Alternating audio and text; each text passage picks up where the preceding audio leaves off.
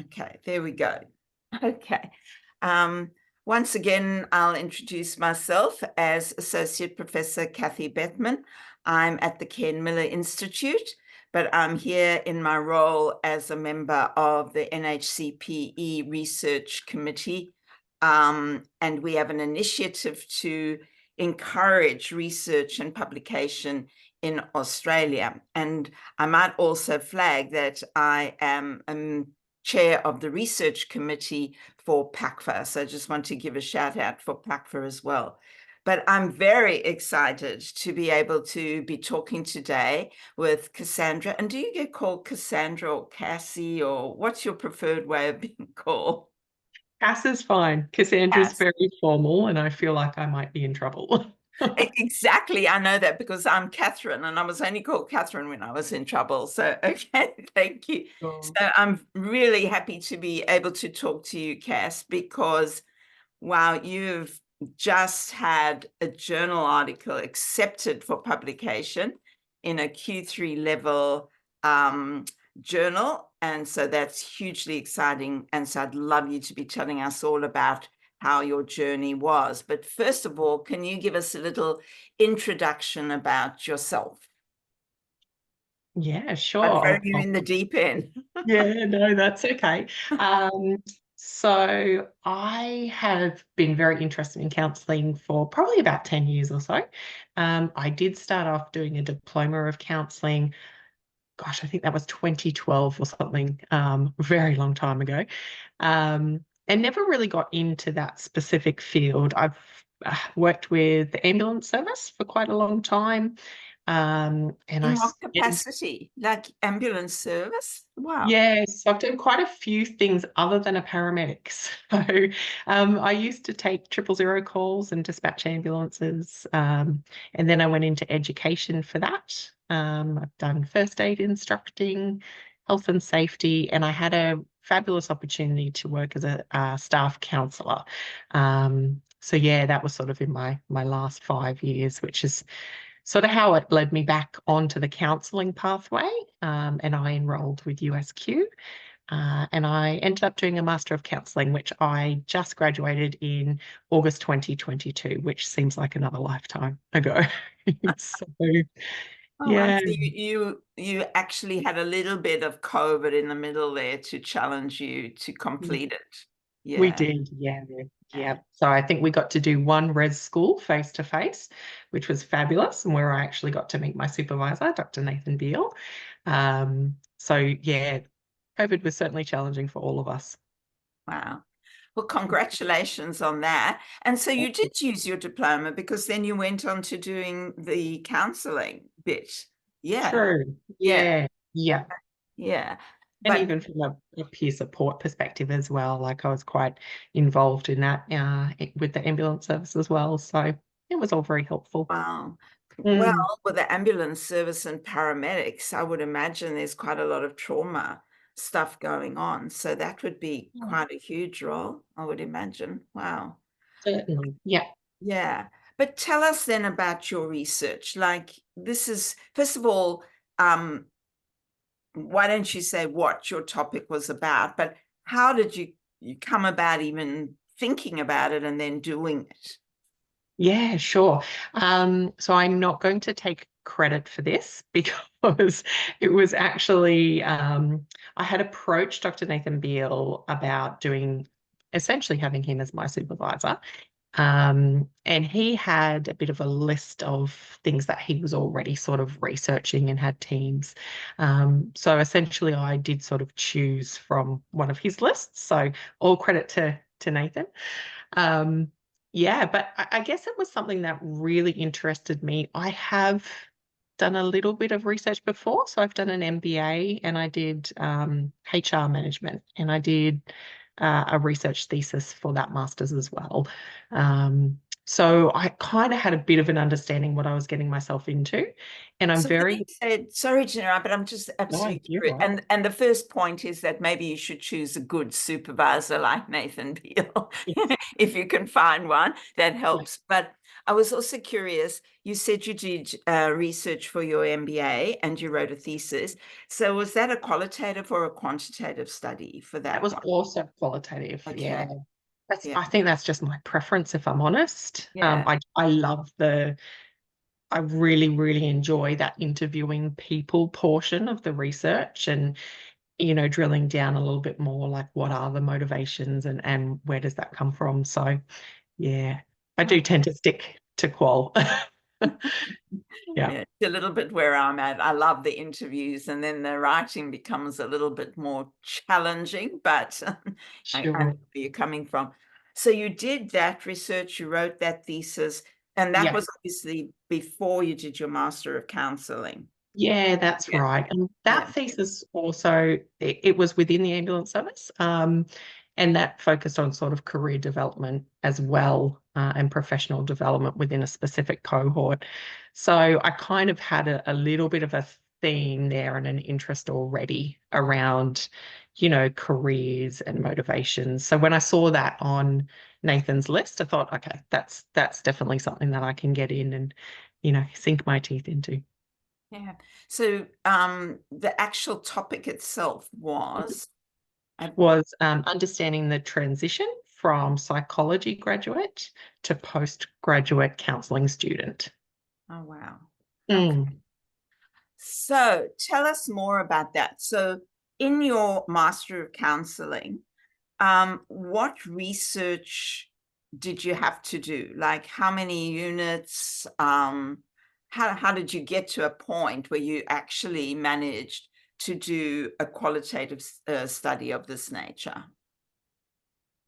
In terms of the course itself, or for just that research component? So did you do this research study as part of your Master of Counseling? You Yeah, did. I did. Yeah. So how did that play out? Did they have an initial research, an introduction to research methods unit? And I've heard you'd Yes. already done that before. And then did you go on to have one or two units that you could dedicate to that research? How did it work?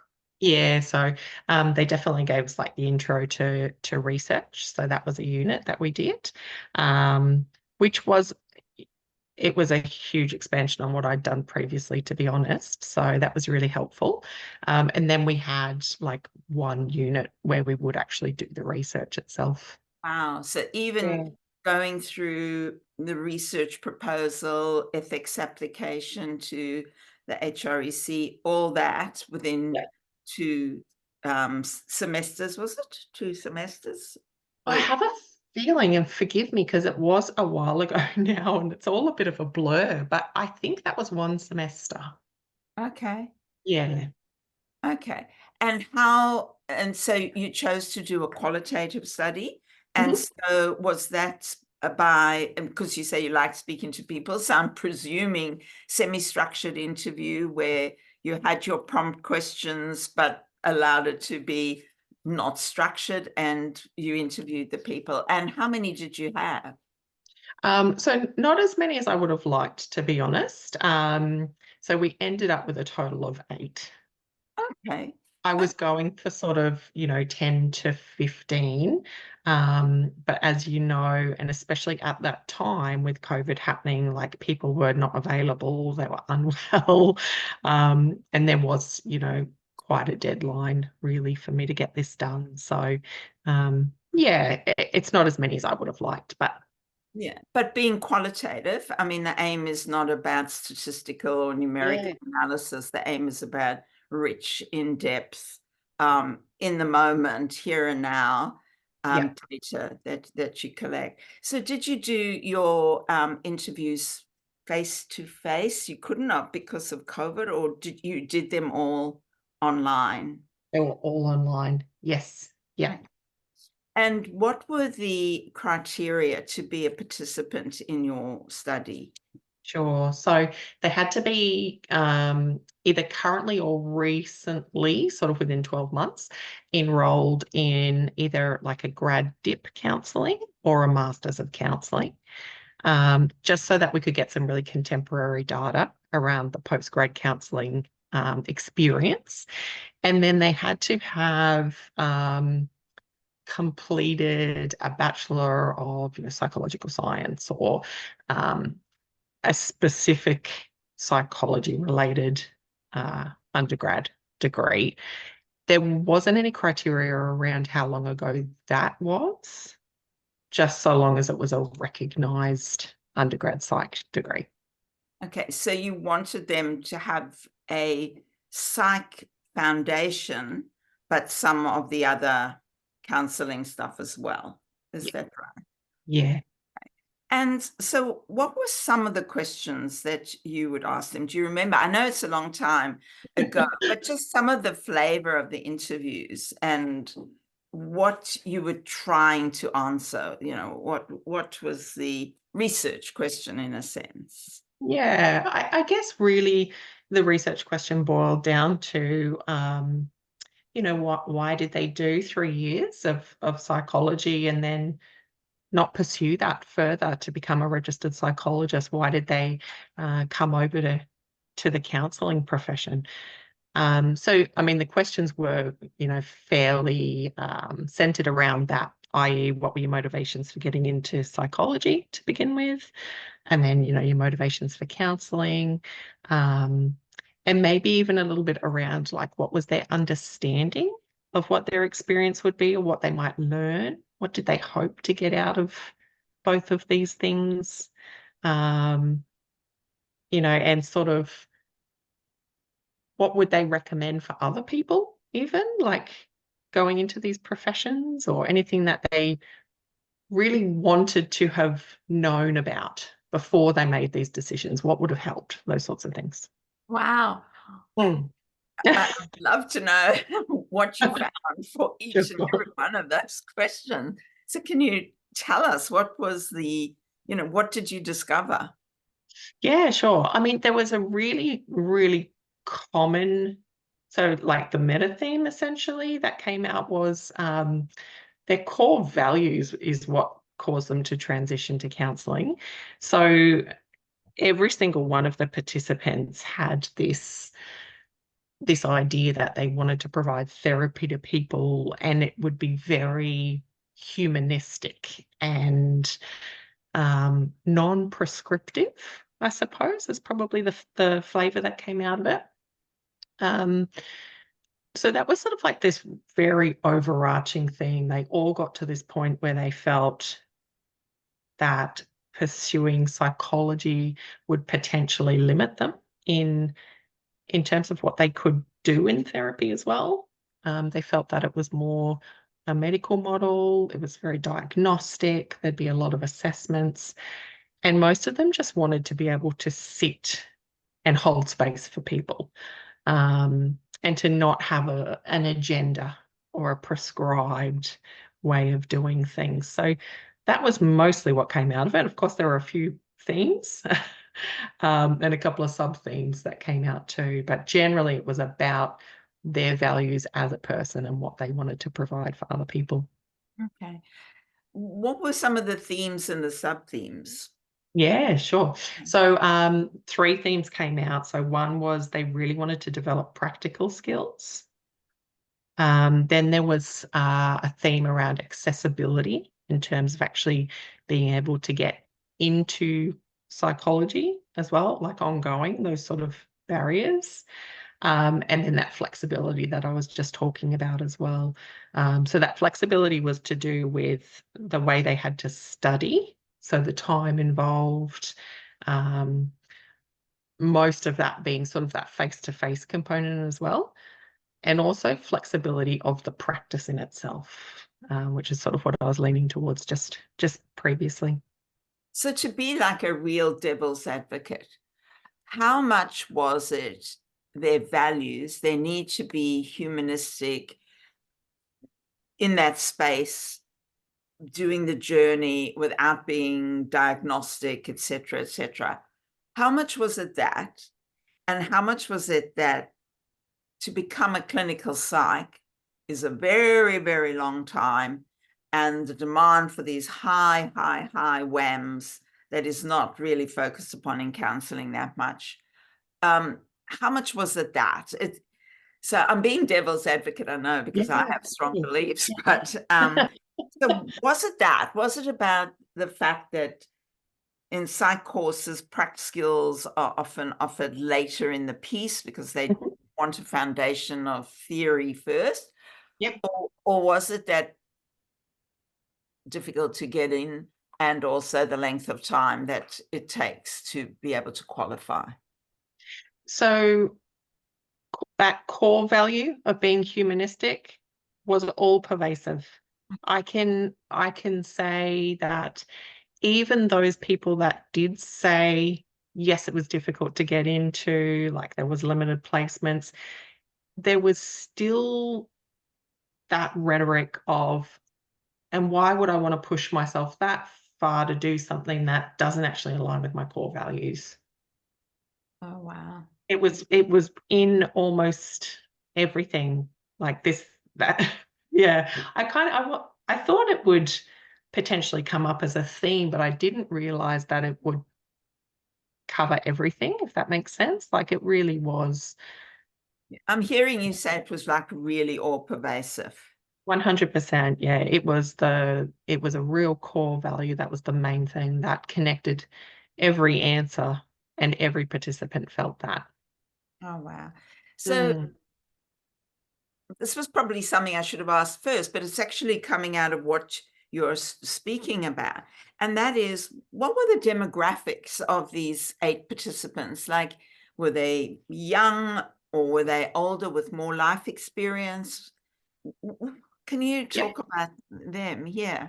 yeah, of course. It was a really good spread, actually. So we had age from about 22, I think the youngest was, up until sort of mid-50s. So it was a pretty good spread of people that had like come in later on in life or just newly sort of fresh out of uni. Oh, so And even the ones fresh out of uni who are young, still values was still the pervasive it reason. was. Mm. Yeah, yeah, it really was. And there was 7 females and 1 male. So, look, I think we sort of see that a little bit demographically within the profession anyway. Yeah, Um, I'm not 100% sure what it is at the moment, but yeah. yeah, it was certainly skewed far more females. So you know what comes to mind, because I'm just doing a study at the moment, and actually I'm trying to get Nathan to join me. Um, love that.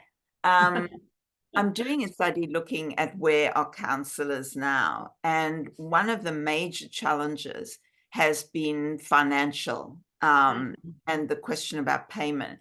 Did that come up at all? That, I mean, huge generalization, but that psychologists seem to find work easier, find the job. They don't have as much difficulty finding a job. And then they either get paid more or they charge more than Mm. what counselors feel is right. So did that come into it, or was there any, sadness that, yeah, they started off thinking they were going to be psychologists and land up not perhaps being in the same, you know, going to get the same amount of money? Was there any conversation about that? Yeah, I mean, there was definitely the conversation when I asked that question around like what were your motivations for going into psychology. So they certainly had that perception of where that could lead, and for all those reasons that you just said, in terms of, um, really having a strong career in both being wanted and in payment. So there was that, but there wasn't so much actually go the other way and say that there wasn't actually regret at all from any of them. In fact, most of them were like, I've made the right decision. Oh, wow. Yeah, yeah, but they certainly went into psychology for some of those reasons. Okay, so in terms of your actual study, what conclusions did you come to? What suggestions for further study did you speak about? Can you talk Yeah. about those? Obviously, it was a very limited, unrestricted sample, both in terms of size, and it was just from USQ students as well. So, we sort of understood that their experiences may be different depending on what educational institution they go to for postgrad counselling. But they certainly all found that they got that practical skills and that real ability to do therapy and be with people in a very humanistic kind of a way. So certainly the recommendation for further study in the same sort of area, potentially with different educational institutions and different cohorts. We definitely identified a need for even people in like career counselling roles or, university sort of advisors, student advisors, that they, before someone enters into a course of study, particularly something, like psychology or counselling or social work for that matter, where they're very closely aligned in terms of the motivations, that they probably have a deeper look into values. What is it that they want to get out of this? And really sort of understand the process, because we found that people were getting into psychology thinking it would be counselling, essentially. So that I think there's a bit of misinformation out there for people in those helping professions in terms of the crossover, and where it might actually lead. Okay. So as counsellors, we need to be putting that word out a bit stronger somehow. Yeah. Okay. Yeah. And anyone that's in that position where they're advising people, whether that is, those senior years of high school or whether it is the university sort of student advisors or whoever it is, career counsellors, just important that people can make a really informed decision, I suppose. Yeah. Okay. Now, again, I always seem to get to questions when I should have asked them before, but I'm thinking about now how the process of actually doing that study was for you. And what I didn't ask was the actual analysis. Did you do a thematic analysis? How did you go about that? Did you use coding? Have I got That's that one? exactly That's pretty what much everything you've guessed so far has been spot on. So and you've so got a why 100% right here. so why I was thinking about that is because I was thinking about asking you, like, what did you find the most challenging in doing this piece of research? Where were the challenges? Yeah. Look, I think the whole lot was challenging at times. Like I said, I love the actual interview. I could hand on heart say that was the easiest thing. Certainly getting the participants as well. Trying to promote for participants for the study, that was certainly challenging. Probably the coding, because it was new to me. I hadn't actually done that previously, and the research I did in my MBA was many, many years ago. And I think there's been a lot of advancements since. But so Nathan was actually really instrumental in helping me with this, like in terms of using in vivo and, plugging in all of the data to help me code. So there was a lot of learning. I think that was probably the most challenging thing, was because I hadn't quite done it this way before, having to learn on the spot. And I think, again, if I just reiterate the importance of just having a really proactive supervisor, like it was just not that he was always available, although he actually was, which is a bit naughty.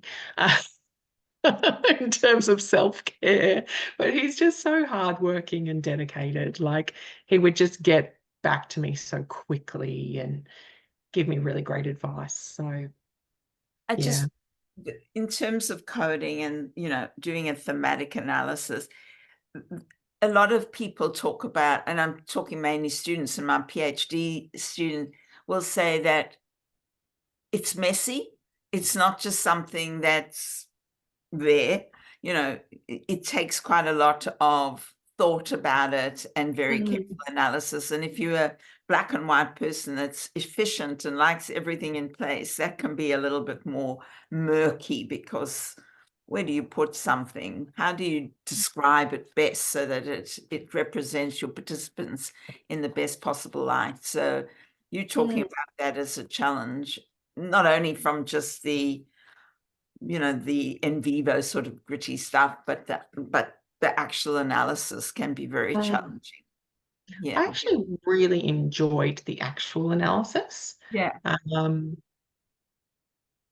I suppose that's a little bit of a personality thing, though. Like, I love Yeah. seeing trends, or, oh, I kind of get what's emerging here.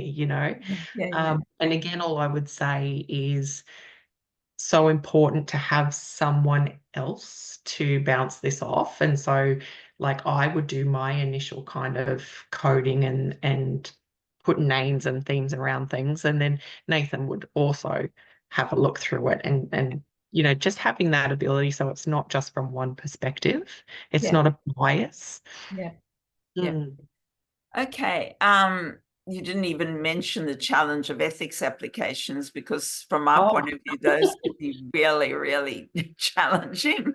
I put that out of my mind. It's a traumatic experience. No, it wasn't that bad. What did you enjoy about it? I am the sort of person that likes to have a plan. So I loved that in your ethics application, you really had to think through everything. What am I actually going to ask? Who am I going to ask it to? How am I going to do that? Is this actually going to cause any upset or triggering for any people? Is there any potential for damage? How am I going to mitigate that? How am I going to promote this? It was I actually, yes, I will concede it was long, and like, it did go back and forth a couple of times. I had to, put in extra information, or change, mainly around the marketing. But I really enjoyed having a plan, like, because at the end of it, you've got a really clear idea of, what you're going to do and how you're going to do it. Okay, so it's done and it's going to be published. Yes. How amazing is that? Yeah. Congratulations. That really is really wonderful. Do you want to tell those people that are watching this which journal it's going to be in? Yeah, sure. So it's the Australian Journal of Career Development. Um, and look, that was a whole other learning curve in itself, because I had a thesis that had been submitted, and obviously helped me to graduate my Masters of Counselling. But changing a thesis into a journal is a whole other world. It took 6 months to get to draft version, sort of ready to submit. And during that time, again, Nathan was instrumental. In fact, he was the one that approached me and said, hey, are you interested in writing a journal article about this? Something I'd never even thought of or considered. From my little humble thesis, I'm like, is that even a thing? Is this even possible?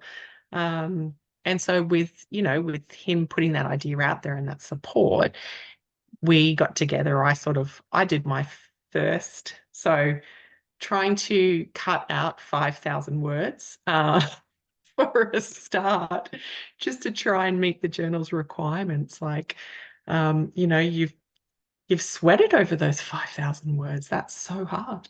But So that also the quotations, the citing the participants, that just chews up words.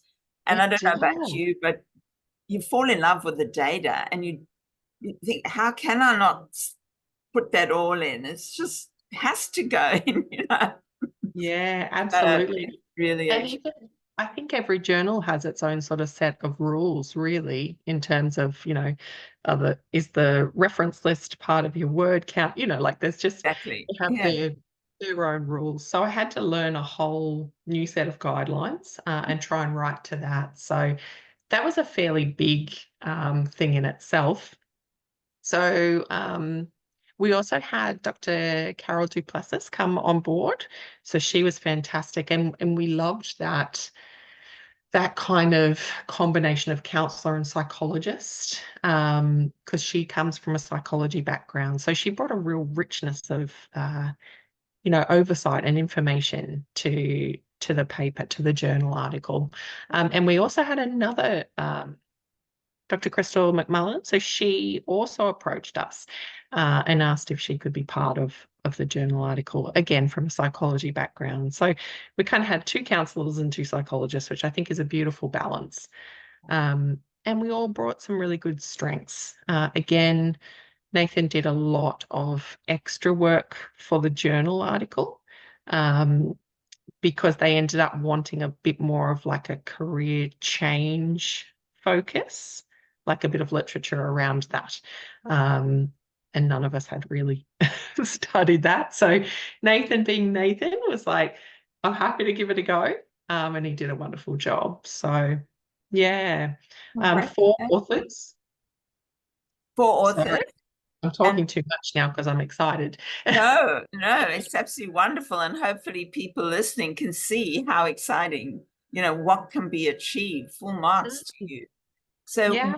4 authors, when do you think it will actually be published? Do you have any idea of the publication date?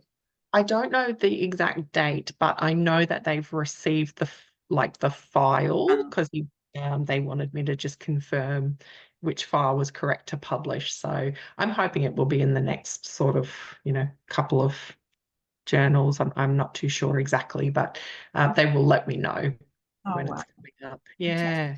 So That you, is, sorry, sorry.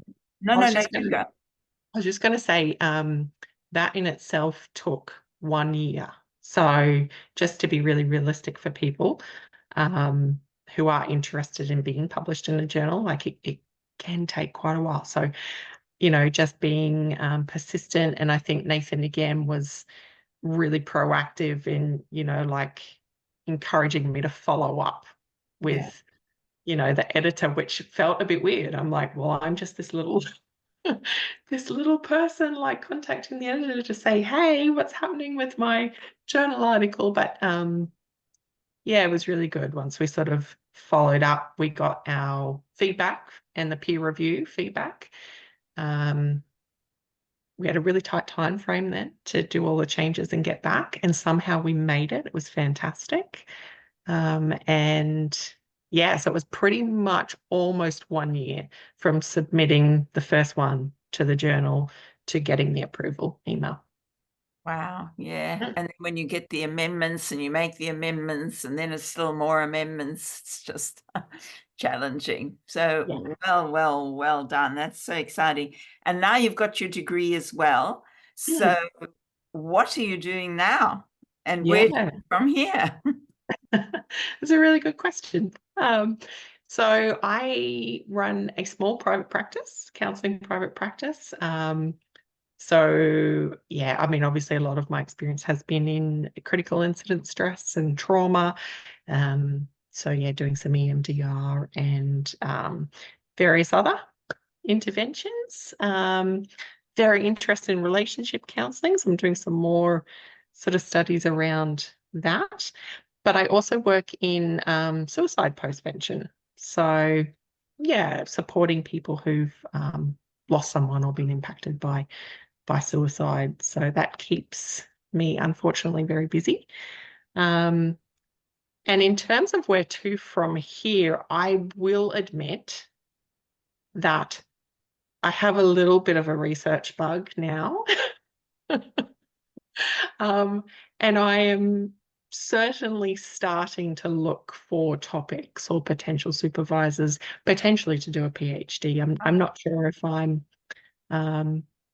quite ready to start, but I think I want to start exploring that possibility. So When you say ready, do you mean you need a break from the other, or do you just mean you've got your hands full with your private practice and life probably?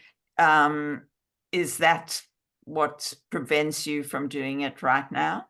Again, 100% right, Kathy. Look at you go. The latter. So yeah, just life is quite full right this second. But I'm also mindful that, a PhD is not something that you just, find a supervisor next week and decide on a topic and start the week after. So, obviously there's quite a lot to it, and even applying and finding the right supervisor and the right topic. So I'm sort of gently putting my feelers out there to see what's out, and whether or not that would be right for me, and hopefully, I think that's something that I want to do. Oh, wonderful. Mm. That's amazing. What can I say? I just wish you so much luck and do it, because I think PhDs open the doors and we really need counseling PhDs, really. Yeah, yeah, Yeah. So that, and I mean, it goes with your topic as well, psychology and counseling, and we need both professions. But right now, so many of the universities have got psychologists teaching into counseling professions, and we need more counselors to be doing that. So go, yeah. girl, you've got to do Oh, it. Do you think you'll do it along a similar topic, or will you go something very different, do you think? I'm not too sure. For me, like, finding the right supervisor was certainly the really big link, I think. And potentially I would sort of work within the parameters again of what that supervisor sort of has going. And yeah, I'm not too sure. I have a few ideas of things that I'm interested in, but as I know from the master's research, you still have to find a supervisor that's willing to to supervise you in your, specific topics. So Well, perhaps somebody will be viewing this and thinking, I got to grab that girl because she's the one I want to supervise. But just lots and lots and lots of luck going forward. And just thank you so very much for doing this interview for us. I really appreciate it. You're very welcome, and thank you for all the work that you're doing in terms of the counselling profession as well. Like, it's and it's helping people like me in private practice too. So thank you back. Take care. I'm going to stop the recording now. Sure.